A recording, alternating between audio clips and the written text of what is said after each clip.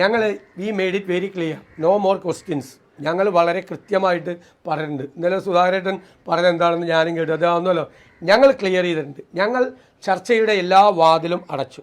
UDF തീരുമാനിച്ചാണ്, ഒരു ചർച്ചയില്ല.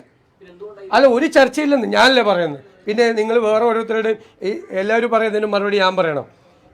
V made it very clear, no no no.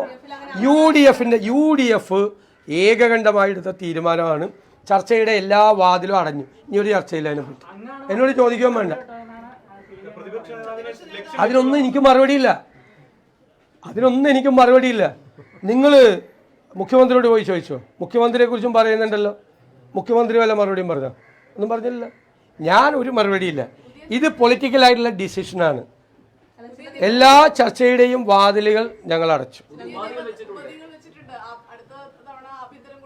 ഞാൻ അതിനൊന്നും പ്രതികരിക്കാൻ ഞാനില്ല.